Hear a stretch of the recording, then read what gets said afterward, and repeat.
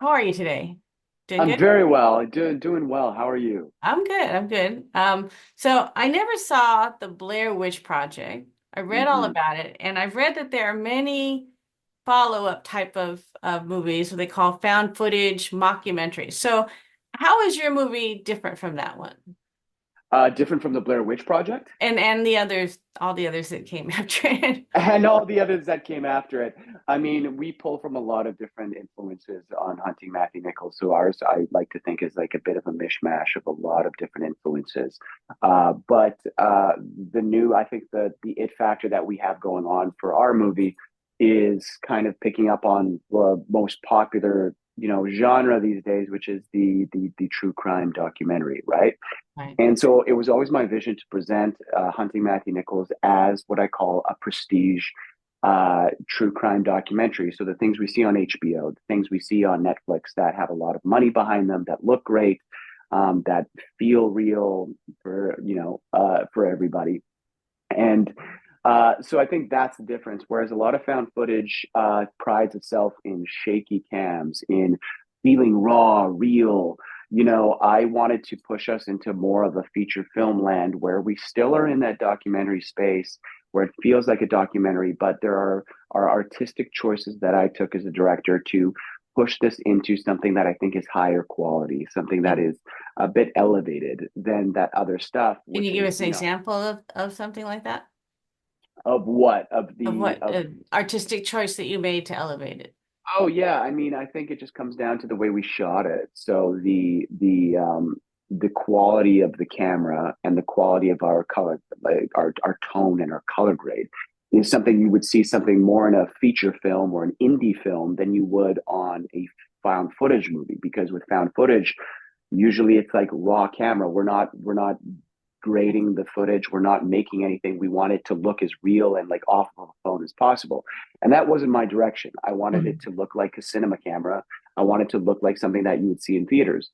Yet it's acted and the way it's presented is like a documentary. So it becomes this Right. kind of confusing duality Mhm. um, for the entire movie. And then another example is the score. Right. So to my composers, I told them to score it as if it's a feature film. Don't score this like it's a documentary. So all of our characters have motifs and themes. There are present, score in moments that shouldn't necessarily have score if Mhm. this is a documentary, right? So I told them to go that direction. So again, too, the movie becomes like a blend of genre, a blend of style, and something that I think differentiates herself from the rest of the found footage genre. Okay. And you co-wrote it with Sean. Yeah, Sean Oliver wrote the script, so I didn't technically co-write it, but I have a story by credit. So Oh, that's where okay. my co-writing credit comes in, where him and I developed the story together. I actually pitched Sean on this story, and he took my ideas and actually made the script and did the S- real writing of So it. you came up with the original idea. Yes, yeah, it was something And that I pitched to Sean, and that he turned into a real script. Whereas and that's where right. I lack skill in doing that. So how did you come up with the idea? What made you think Um, of it? Yeah, it I love found footage. I love the genre and the Blair Witch and all that. So I was trying to think of a way to, okay, how do you make something like the Blair Witch in 2024 or 2023? And what's the format and can it be done? And can you trick audiences into thinking what they're watching is real? Mhm. Right? That's a challenge. That's because that's what the Blair Witch did. That's what Paranormal Activity did. That's what these movies did so well back in the day. But now, because the found footage genre has been kind of cooked in a certain way, that I don't believe that you can just present the stuff in the same way. So I was trying to think of a way to present it, and to me, the way to present a real story in 2024 is through the Netflix true crime genre style. Whereas, like, I was watching a doc years ago that was so unbelievable and so crazy that I was like, this can't be real, can it? But it feels real.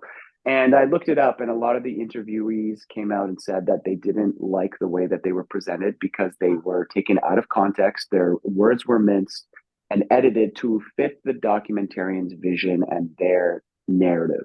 I was like, Right. oh, that's a really interesting thing because you could have fed me bullshit right from the start that could have been completely made up, Sure. I wouldn't have known the difference. I really wouldn't have known unless I looked it up. I would have been tricked. And I was Yeah. like, okay, well, why Hmm. don't I just go ahead and do that? And because I was tricked in that arena over here, I was like, well, that's it. That's the light bulb moment. That's like, okay, this is the format in which tricks people into thinking what they're watching is real. As long as you present this like something that we've seen 1,000 times before on Netflix on true crime, people buy it. People Yeah. buy it. Yeah, people So don't I think people seem to think that just if because it's a documentary, it's somehow all real and true without factoring in the bias, even it's unintentional bias of the people making the movie.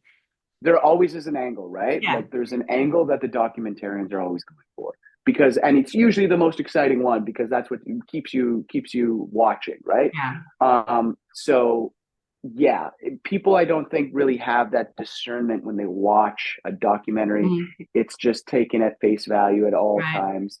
Like the You know, news, actually. The That's how we like get the that news. fake news. Well, fake news. I think the big one too was during the pandemic. There was that documentary that came out was called The Plandemic. If you remember that, it went viral during COVID-19 to show how COVID-19 is a conspiracy. And man, that thing went wildfire and took over the internet. I had friends who were like, "Have you seen Plandemic?" And I'm like, there's no weight behind this, but it was presented really well with really good arguments and smart people, and everybody bought it. It's like it's that easy, folks, Wow. Yeah. to kind of like Well, just take over the I'm mind of glad somebody. you use your powers for good. Well, I use my powers to scare people, so I don't know if that's necessarily good. It's all for Yeah. fun. So, you play yourself a movie director in this film. How is it to direct yourself and others in the film and yet play a different version of yourself in the movie? Yeah, that's a great question. And I'm glad you said a different version of myself because it is. It's like when I watch myself, it's like it's that's me but it definitely is a version, it's a caricature of myself that I'm playing myself in a way that serves the story, right? That Mhm. I'm making decisions that Markian necessarily wouldn't make, in that. But it was a challenge, to say the least. I mean, I think not that I bit off more than I could chew. I think I chewed pretty well. It's just there were moments in which I was way more stressed and way more overwhelmed than I wanted to be, especially as a first time director, because I have production people coming up with questions. I have my actors asking questions, and then I have myself trying to figure out what my acting choices are and what I need to do in the scene and what my lines are. And so that's all happening simultaneously. So it was definitely a challenge. It's something that I wouldn't necessarily seek out to do again.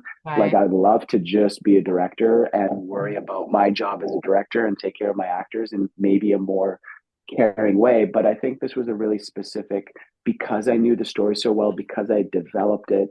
The ideas were mine. And then Sean and I worked so closely together that allowed me to be, I think, to handle and to chew what I did is because I had such an understanding of all these characters. So when actors or people had questions, they were really, really there in my mind. So that was the easy part in terms of that whole process, but it still is a challenging, overwhelming thing to do. But made Right. it through, and I'm thrilled with the way it turned out. And I think my actors really appreciated me being there as a character because I got to guide them in a way that was natural and helpful, I think, Good. at the end Good. of the day. Yeah. Sounds like you learned a lot doing it this way too. Oh, yeah. Huge learning, like this whole process from pitching to shooting to post to now festivals and distribution has been like an education that literally I don't know if you can really pay for this, but Yeah. that's it's been such a learning curve at every step of it, and I'm thankful for it. But it's a lot, at the Right. same time. So I have a question about one choice you made. You're quite a handsome guy, but in the movie, you cover up your face with a hat and glasses and a beard. So what was the reason for that? I'm glad you picked up on that. Um, it really was because I didn't want, and this was a note that I gave to my makeup artist, Andy. I said, everybody is too attractive and we have to make them less attractive Oh, because that's really what it came down to was I work a lot for Hallmark. and I work a lot in the kind of rom-com, like leading man space, right? So if I were to typecast myself, that's what I do. And so on this one, I did not want to look like that kind of person. I didn't want to look like an actor. I didn't want to look like a pretty boy. I wanted to look like a filmmaker. And to be honest, like that, the archetype that I have with the beard and the glasses and the hat is such a stereotype of directors. Like that's what a lot of them look like, Yeah. that I've worked The with. So Spielberg. yeah, Yeah. so I was filling an archetype, but also trying to hide myself and separate myself from that, what I'm kind of known for as an actor, which is the rom com Sure. man. So that was an artistic choice to just make myself more invisible as Markian in terms of like shifting into a different person. So for me as an actor, it was good because I felt like a different person because I've never had my beard that large. I have my glasses, but I don't wear them as often as I did like in that. And the Right. hat, it was a form of transformation for me that helped me feel like I was somebody different and not worried about good looks or makeup. And it was a thing for everybody, like I just said with Andy, with Miranda who plays Tara. He would come back with her makeup test, and I said, Andy, I less. I need to make her to look, and she needs to look worse Yeah. because I wanted the reality. I wanted everybody to look real and not done up in makeup and not, Right. like actors. And so Real and people. real people like, and I don't want to say like make them look worse. It's just like Yeah. in film and TV, like everybody and the makeup artists are so used to putting so much makeup to make everybody look like their best. And Yeah. I Yeah. said, it was hard. I was like, you got to go the opposite. I want everybody to look like they're tired and they've been through shit, you Right. know? And I didn't even recognize Miranda, and I'd seen her in a Hallmark movie before last year. I did an interview with someone else in the movie. So I was like, I looked up her IMDb. I'm like, oh, that was her. She looks so Yeah. much better in Hallmark. Yeah, and it's a tough conversation to have as a director, especially honestly just with women, because like Mm, in this industry we have such a stigma around yeah. makeup and looking good all the time and Hmm. glam, and I had to just like be like, I know I'm gonna make you look worse. I know it's gonna be okay, and I'm doing it for a reason. And but also too, like I was participating in that too. So Yeah. I think everybody saw how terrible I looked. I wasn't sleeping. I was drinking alcohol because I was too stressed. I looked terrible, and I that's what you see on camera. But Yeah. it No, adds a yeah, it it's the definitely adds reality. the reality of what you're trying to do. Um, Hmm. Now, you said that you were thrilled with how the movie came out. Artists are often their own worst critics. So are you really that happy with the way the film turned out? Would you go back and change anything if you could? There would be a couple things I would change, but honestly, I'm giving myself forgiveness with the changes because the changes don't have to do with creative choices. They have to do with money. There's like honestly Oh. things I'm like, if I wish I had a little bit more money, I just would have pumped some things up a little bit. Hmm. I wish I had that freedom to really make some changes that I thought would make the movie more exciting. But I didn't have that money and I couldn't pay for it. Like I literally like I give myself forgiveness because I'm like I can't. What I worked with on this film, I'm really proud of, and like if that would be my change. If somebody came in and said, "Mark, what do you want to do?" I said, "Give me more money, I'll go reshoot some stuff." Um, but I am my biggest critic. Uh, that though I think helped me through the post process where I've seen this movie probably plus 200 times, and I would come back and make the littlest changes. And I did that for months and months and months. And I would show people, let them criticize it, take their notes, go back to the drawing board. And so when I say like I'm really proud of what I've done is because I've already gone through that process of being my own critic and breaking down the movie and criticizing it and saying you suck here, you suck here. I think that all made it the best it could be, right? So I'm Right. proud of after that process of self hate. I come out the other end and I'm like, oh great, this is the best version and the best this Right. movie can be. At some point, So yeah, yeah, you just have to say, okay, that's it. I'm done with it. exactly. And be proud of it and be proud of it. And the response has been great so far. So I think people are into what I've created. So Yeah. that's been really validating to get that response to be like, okay, people actually like this. And they like what I like, which is being a director, right? So Yeah. So why are there so many of these types of movies? What's their appeal, would you say? I think that the appeal to these types of movies is the reality, right? I think people like being challenged with the notion of, is this real or not? And even though if you don't know, or sorry, if you do know that it's fake or like it's, there's still a fun game to have, I think, with audiences that they play is, well, even though I know it's not real, how real does it feel? Mhm. How did like what is that bar of reality? How is the acting? I think there's such a curiosity for found footage because of that fact, and because we um, take in media on TikTok, Instagram, the news every day that is found footage, that is reality, right? That seeing that style put into a larger narrative is exciting because it's what we ingest every day. So therefore, watching something that is like what we ingest every day, yet it's made up, is tantalizing for people. When we saw the resurgence of it in the mid 2000s with Paranormal Activity, with the Cloverfield series, it's hugely popular, and I think now we saw it go away for a while, and now we're seeing the resurgence of found footage through. There are other movies out there like ours that are these faux documentaries because because of the true crime reality documentary space is so hot right now. So now we're Right. seeing horror come through, when just like we saw in the mid 2000s when YouTube was started, right? So that was the resurgence of Uh-huh. found footage after Blair Witch, because we saw Paranormal, those series that I just mentioned, was because YouTube was a new thing. And so now I think we're seeing just another resurgence based on how we're consuming media every day, and horror loves to come out of that. Yeah. Yeah, I guess you could do I mean, they did a series. I mean, it wasn't a horror, but that was kind of like that. Jury Duty. Did you see that? Yes. Oh, yes. Well, it was so great. It was really Yeah. good. James Marsden. I love that. That was right up my alley. But Maybe do a yeah, horror version of that or something. You could do that. I don't know. yeah. I think there'd be litigation if you put That people could through be. horrific experiences. Not quite. Yeah. There's Scare Tactics. There's the show called Yeah, Scare yeah, Tactics. So I guess it's kind of that, but yeah, putting people through more traumatic events, I think you get into a lot of trouble. I don't know. You have him sign a waiver. I don't know. Sure, we're gonna put you through hell. Just sign this waiver, please. That's right. We're Yeah, gonna make yeah, sure your heart is good first, though. I'll give you a full yeah. medical exam. Oh God, yeah. So I have one last question. Do you have any Sure. interesting or funny anecdotes about making the film?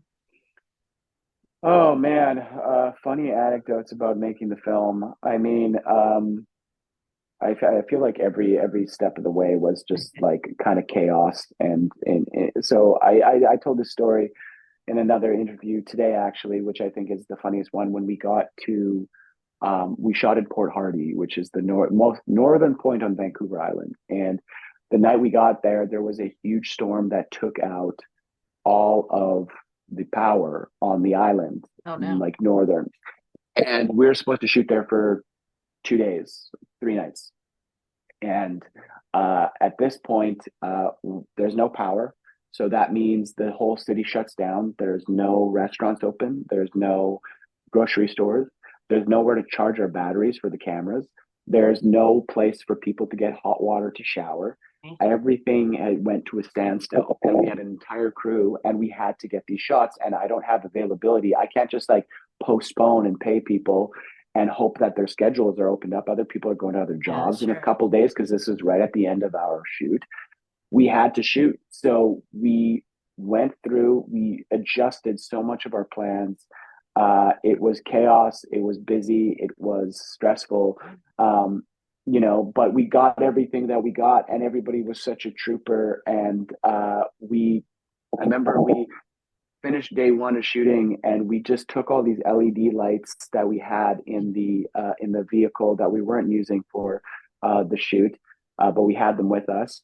The staff of the hotel went home. There was literally no one there except us. The guests were left to our own devices to figure out food and power. And so we brought in all of our LED lights, and we kind of had a bit of like what I would describe as like an LED campfire night with the entire crew, with all the lights off, with just these little lights that we had, and we just kind of drank bottles of wine that we had. you know, had a great time. So that's it's funny. It was a stressful memory, but when you look back at it and made it through it, it's something that'll live with me forever. That Oh, it I'm was such sure. a Yeah. specific, yeah, it was Kind really of like a boot beautiful. camp for everyone there in a way. It's like we made it through. Yay. Now we can do it, handle anything. Yeah, kind of.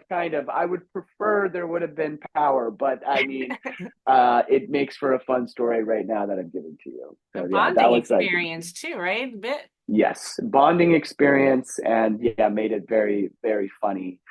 As we were kind of chickens with our heads cut off running around Port Hardy, and there's nobody around because the power's off, so everybody's at home. So we're really the only ones driving around town with cameras, and I'm sure people were like, "What are they doing over Hmm. here?" But yeah. Wow. Crazy. All right. Well, thank you. I appreciate you talking to me, and I did enjoy the movie. All right. Thank you so All much. right. Thank you very much. Bye-bye. Bye bye.